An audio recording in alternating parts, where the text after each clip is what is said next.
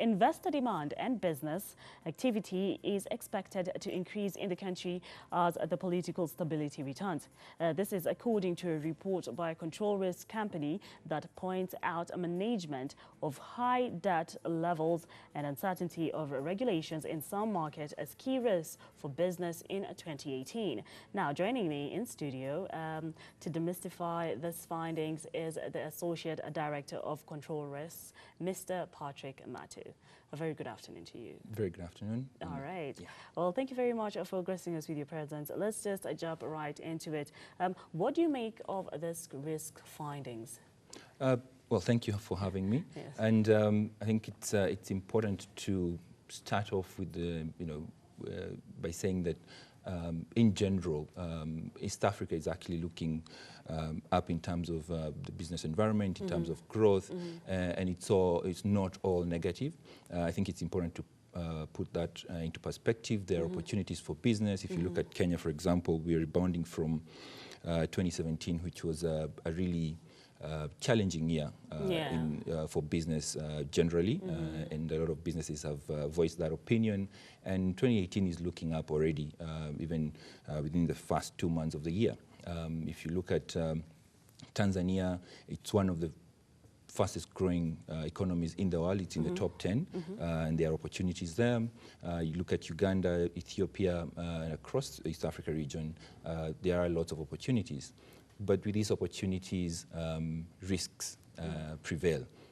And our report is, the intention of the report is to actually highlight some of the risks and challenges that businesses should look out for, even as they invest and grow. All right. Yeah.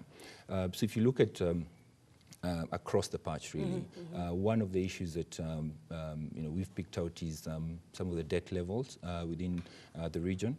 It's no secret that in Kenya this has been a topic of debate since last year, but also all the time, day in, day out, yes. And even across, even if you look at a country like Ethiopia, the issue has also come up as they've borrowed heavily to finance the infrastructure projects. Yes. So that's one of the issues that while we don't think there'll be a debt crisis in 2018, it's one of the issues that businesses need to keep looking at, because any sort of change in that situation, positively or negatively, impacts the economy, impacts government spending, and in turn impacts business. If you look at the other things that we are talking about, the political situation in various countries, as recently as last week, starting off with Ethiopia, the Prime Minister resigned. Yes. And that creates a bit of uncertainty in terms of the next 2-3 months. Especially to international investors? Exactly. Yeah. And everybody's now waiting to see what happens next month when they have to elect a new Prime Minister. Will he come from one of the more bigger tribes, Amhara or Oromia, or will they stick with the Tigrayan? There is a lot of impact in terms of what that means on the ground, in terms of the protests that are going on, in terms of policy certainty and stuff like that. Coming back home to Kenya, we are very aware of what's going on at the moment, even though we ended, we had two elections. What's going on at the moment? Well, if we're trying to make it clear, most Kenyans are not really sure of the situation in the country. Is it that we have two presidents? Is it that we have one president and another one for the People's Assembly? We have generals being kicked out of the country. We suffered 23 or 73 days between August 8th and the time President Uhuru Kenyatta was sworn in. And we've seen quite a number of people complaining that their particular industries are not making money. People have suffered losses from transport to from the transport industry to the agricultural industry, and we've seen even a couple of people lose their jobs. Now, I'm sorry about that. So we've seen a couple of people lose. And yeah, it's quite tricky. I'm sorry. Let me just get myself together.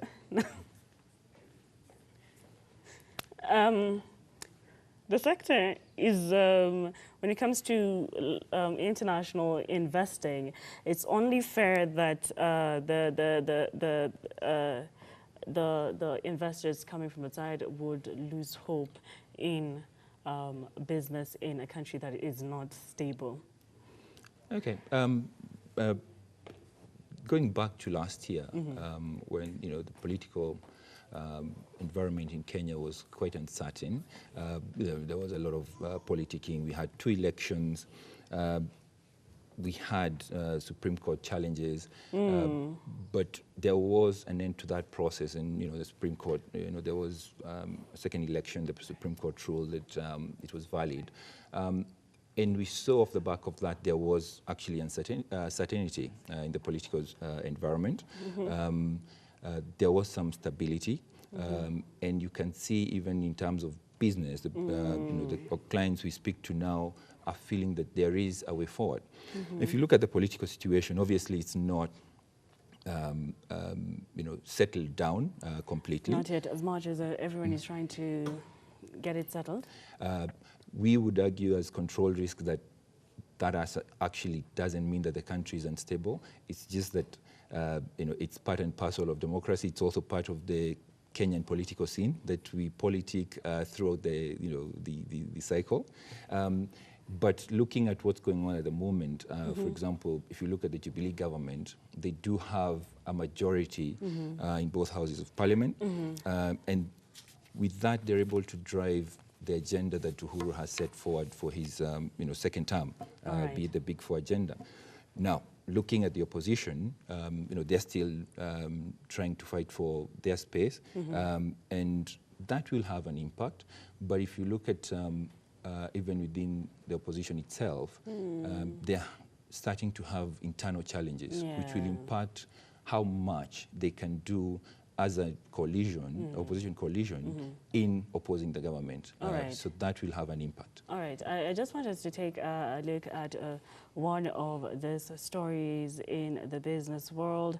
And when we come back, we'll be talking about the possible solutions of this uncertainty in some of the markets. Now, ladies and gentlemen, Uchumi Supermarkets' net loss in the half year ended in December 2017 widened 63.5% to 895.1 million shillings on a sharp sales drop. The retailer made a net loss of 547.3 million shillings in the same period the year before, with the performance coming after turnover declined 71.4% to 526.9 million. Uchumi has struggled to raise new capital to fund its operations, which have been hit by closure of branches and stockouts. And when we did our grand draw, you imagine Ramo Capital, which had been approached by Uchumi to inject 3.5 billion shillings, pulled out, and the retailer says it is now in talks with another investor from Asia. In a statement, the management says it continues to work closely with the board in the implementation of a restructure strategy aimed at returning the organization to a positive and sustainable position.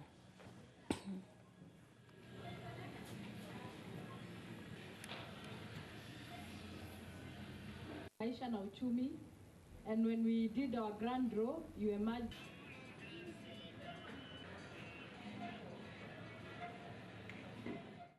All right, that's just some information and update on the ailing supermarket that is Uchumi Supermarket. Now, back to our conversation, Mr. Matu. What are the possible solutions to uncertainty in some markets? I think, for the business community, Yes. because our focus is really on the impact to the business. I think it's around actually understanding your environment. It's about understanding your industry, the specific risks you face in your industry, the specific risks facing the country as a whole, because the macroeconomic situation then affects your business directly or indirectly. And once you have an idea of what your environment looks like, and the ecosystem within which you operate, actually addressing it proactively and mitigating those challenges by either changing the way you operate your business, or ensuring that you have mitigating factors within that business to ensure that you can withstand the shocks that might come about as a result of those challenges. Okay, and with that said, which markets are, from where you sit, okay, which markets are looking more uncertain? I think each country has its own challenges. Specifically, if we look at across the region, we've talked about Kenya, we've talked about Ethiopia to an extent. We've also talked about, we've not talked about Tanzania, but it has also been a challenging environment for a lot of investors over the last few years, with President Magufuli changing the way things are in Tanzania. Yes. Having been in Tanzania recently, a lot of people are adjusting to the new environment, and it's about, again, learning what Magufuli wants, and Magufuli is all about national interest. And while you're investing and making a profit, you also have to think about the national interest, and you also have to do things the right way.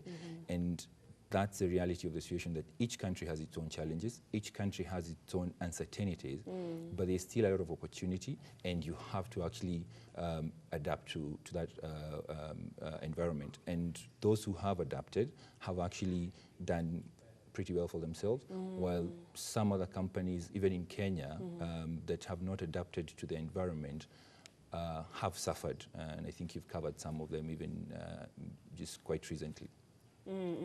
And you've just mentioned, I'd just like us to fall back just a bit. You mentioned the system in Tanzania and how it's working. Is that a system, do you think, that Kenya needs to apply? Not necessarily, because I think the two countries are different, are at different points in their, in their growth, in their system of governance as well. And each country needs to actually come up with a system that works for its own environment. Yes. All right. Yeah. So how is the country's debt level directly affecting the business and men and women? So this is a topic that has been covered extensively, and depending on who you speak to, it's either we're in a crisis or we are fine.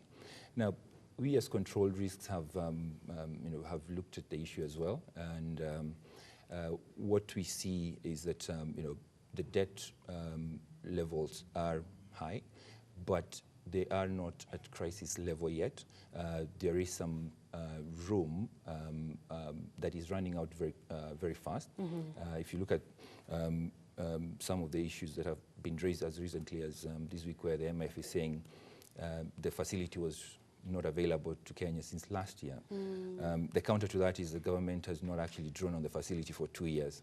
And that's why we think that the debt levels should be looked at closely, and that's all around fiscal management, managing the deficit, being more efficient in government. I think we acknowledge there's a lot of wastage in the country, and even questions around how efficiently we are using what we've borrowed. And I think getting value for our money. Exactly. And those are some of the things that will go towards addressing that issue in the mid to long term, and also ensuring that at the end of the day, we get better at financing our infrastructure projects. You have, as a country, if you're doing infrastructure projects, you will incur some debt, but there are some creative ways of financing such projects to ensure that you don't add on to the debt. And those are some of the things that I think, on balance, we are looking at to say it's something to watch, but it is not a crisis yet. It's not a crisis yet. Do you think it's going to be a crisis anytime soon? Going back to what I've just said, I think how the government responds to the challenges that we're facing will determine how, in the next 12 to 18 months, how that debt issue is actually pans out. Okay, no, but from where you're sitting, do you think it's going to be a risk anytime soon? I don't think so, because I think the government is, actively trying to manage it. And one of the examples given, for example, in terms of how to differently fund infrastructure projects is actually the Nairobi-Mombasa Expressway, where they're getting into a different type of financing that will not add to the debt level. All right. Yeah. And going back to this risk, how do you think the national and county government risks, how can they be handled? I think it's, we are now in the second cycle of national and county governments existing. We had the first one between 2013 and 2017. Yeah. And I think everybody learned lessons within that first 5-year period around what the national and county governments can do and can't do. Not do, yeah. It was trial and error. Exactly. Yeah. I think lessons have been learned. I think there has been a lot of discussion between the national government and the county government. We're seeing a lot more engagement there. We're seeing how also county governments are understanding their role in terms of developing their counties. And that is now where the focus should be, that the national government needs to provide that enabling environment for the country, while the counties then focus on their own development agenda within the county. And we're also seeing that county governments sort of not taking responsibility is not flying, it's not going very well with their constituents. And I think that's why the national government and the county governments will have to work together, because without that working relationship, neither will succeed. And the reality is that our constitution provides for national and county governments, and everybody has to adapt to that new environment. All right. And you anticipate that this next term will be better for both the county and the national government, considering this is the first time you're using the constitution? I think it will be much easier than it was, because there are a lot of challenges. I think you can't discount the politics of the day again between counties having that are deemed opposition-led versus Jubilee-led. So you can't discount that. But overall, going back to what I said, if the county wants to succeed, it has to work with the national government. And if the national government wants to succeed, it cannot ignore any of the counties. Which is very true. Yeah. Now, lastly, the regulations among the East Africa community, what are your recommendations in relation to this? So we've, it's no secret that the East Africa community has faced a number of challenges over the last few years. Yes. We've seen different variations where some countries come together to try and do projects together through the East Africa community. We at Control Risk believe that the East Africa community still has a purpose. If if utilized properly, it's a market probably of 350 million people, and I think that is a unique proposition in terms of growing the region and doing more business with each other, despite some of the hiccups. So one of the things is around the customs union and how effective it is. We've seen challenges around businesses facing different tax rules in different countries, and that's one of the areas that needs to be improved. Seamless movement of people as well. We have countries having different regimes for how people move around and how people are able to work and do business in the different countries. So those are some of the main areas that we think the East Africa community needs to address in order to be more effective in growing the East Africa community. We don't think that countries doing projects with each other is a problem. I think because of the specific needs, there's always a time when two countries need the project while others don't need it, and I think that's still a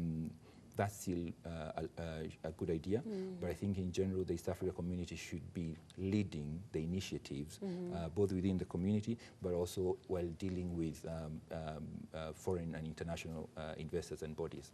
All right. Yeah. Well, thank you very much, Mr. Patrrick Matu, for gracing us with your presence. Any last words? No, I think I would want to reiterate the positive outlook. I think while we can focus on risks and challenges all day long, I think it's important to look at the opportunity that exists for businesses. This is a growing region. Each country has its own version of a Vision 2030, taking Kenya's case. Everybody has that kind of plan, and within that exists a lot of opportunities for business to grow and prosper.